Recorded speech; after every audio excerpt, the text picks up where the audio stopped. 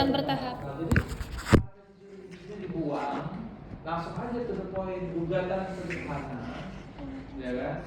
Dalam perkara wan prestasi, karena ini perkara ini dibilang sederhana ya remeh-remeh ya, tapi ada sesuatu yang kami ingin berikan kepada masyarakat bahwa utang 11 juta aja pakai pengadilan gitu, ruwet amat gitu. Ternyata ada loh metode yang memungkinkan itu diselesaikan secara cepat Gugatan sederhana dengan tadi. cara gugatan sederhana. Oh ya. Ya kan? Jadi judulnya yang tadinya itu doang skripsinya, ternyata bisa juga memberikan informasi tambahan kepada masyarakat.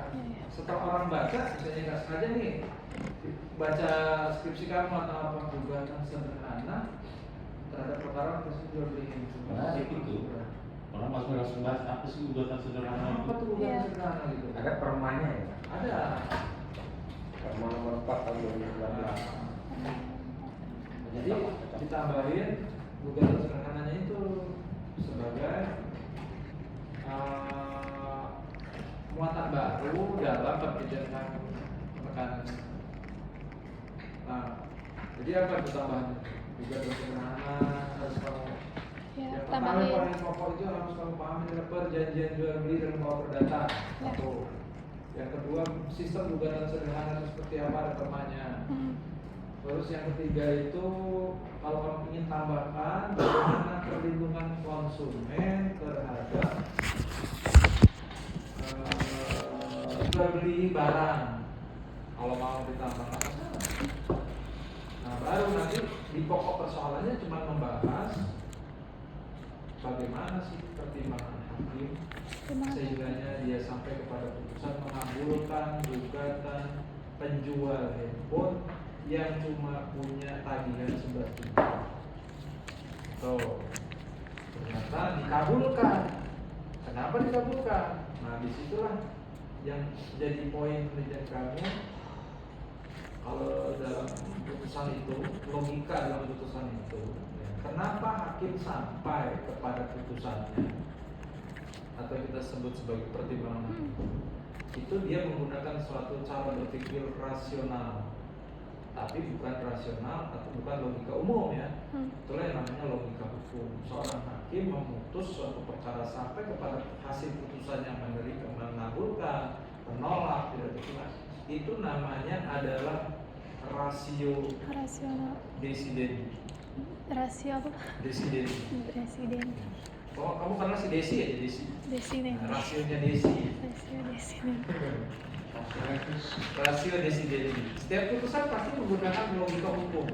Istilah yang kita kenal namanya hakim setiap memutus perkara pasti menggunakan logika hukum.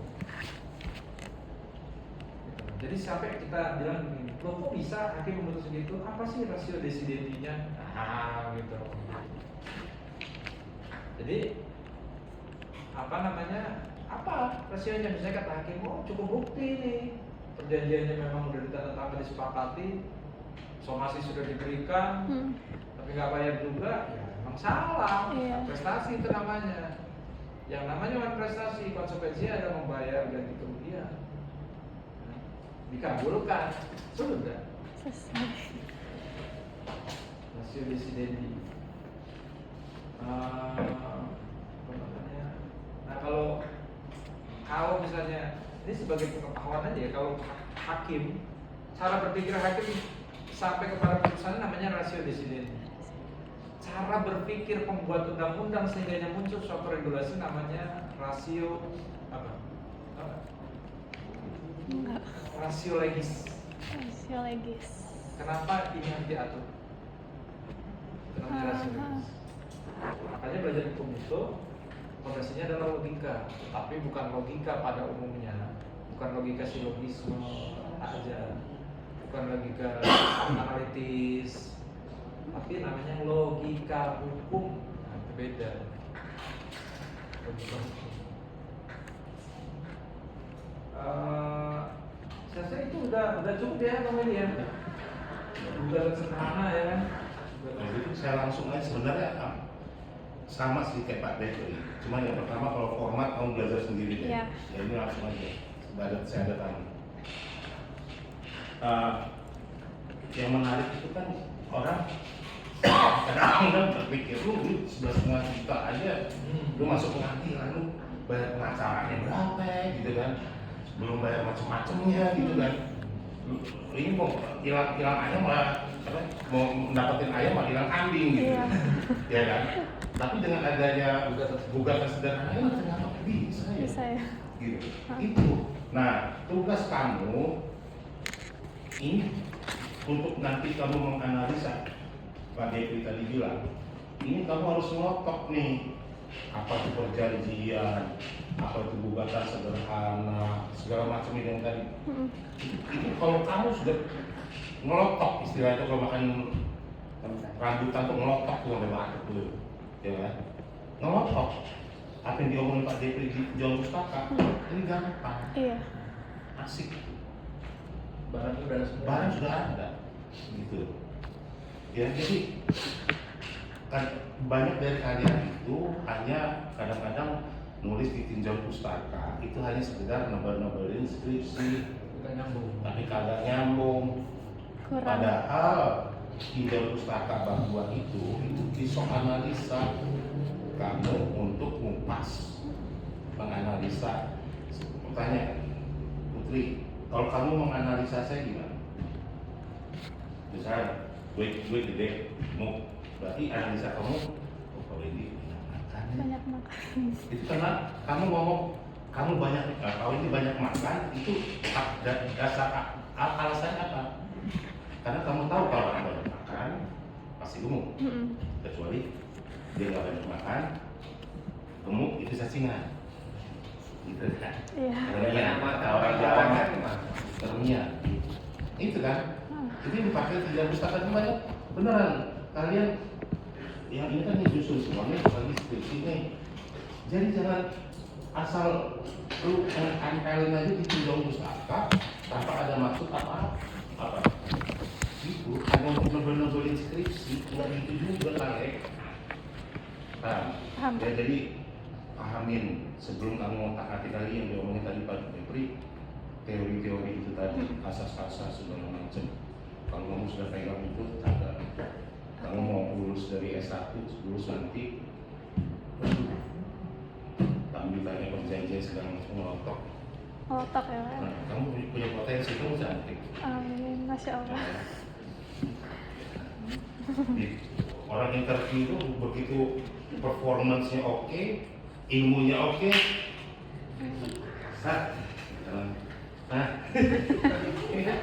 Ya kan? Oh, udah.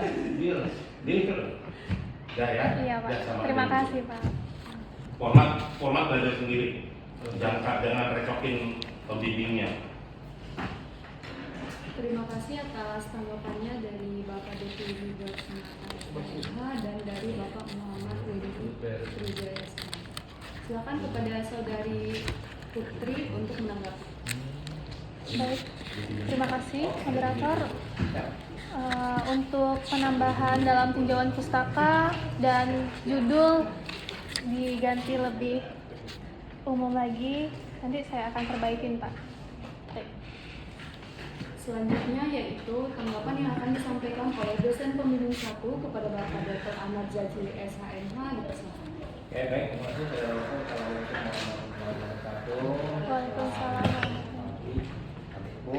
Ampun.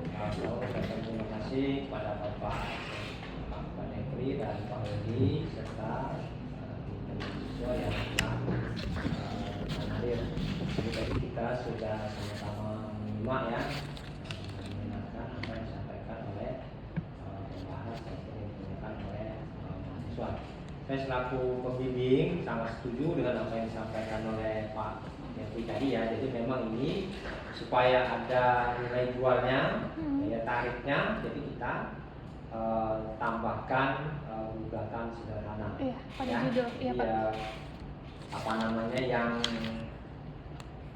Ya, kasusnya ini hanya dasar saja, starting pointnya aja, tapi kita ingin mengeksplorasi tentang bagaimana penerapan gugatan sederhana. Ini pikirannya tadi karena memang dia secara akademis kan dia artinya ada hal yang baru, dan juga lebih secara praktis ini memang akan bermanfaat bagi masyarakat ya kan.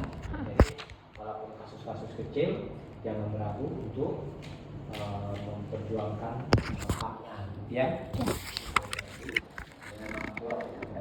Pak Devi tadi artinya supaya tulisannya jadi enak ya, bisa mengalir, kamu nggak mentok, untuk kamu harus memperdalam ilmu kamu. Pelajari dulu tentang konsep-konsep kejadian, ya kan? Iya. Seperti apa itu kejadian, kemudian fokus pada kejadian beli, ya kan? Setelah itu fokus lagi kepada uang prestasi, kan gitu kan? Nah setelah itu fokus lagi kepada bagaimana bentuk-bentuk gugatan, ya. Iya.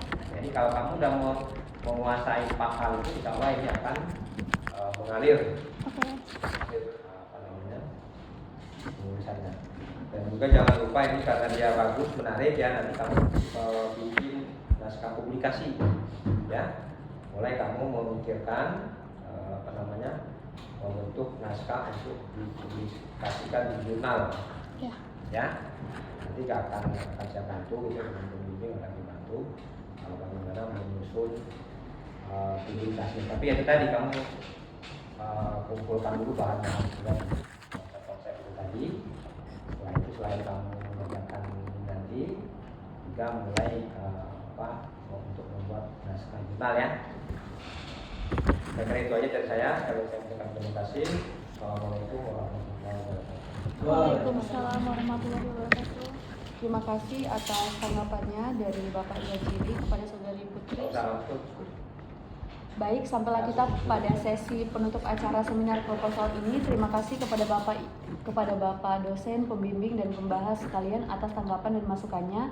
Terima kasih pula atas kehadiran rekan-rekan mahasiswa sekalian. Semoga acara seminar proposal hari ini dapat menjadi ilmu yang berkah dan bermanfaat bagi kita semua. Saya selaku moderator memohon maaf jika terdapat kesalahan kata maupun perbuatan dalam memimpin jalannya seminar pada hari ini. Akhir kata saya ucapkan terima kasih. Wassalamualaikum warahmatullahi wabarakatuh. Waalaikumsalam warahmatullahi wabarakatuh. Kamu ke pantun dulu.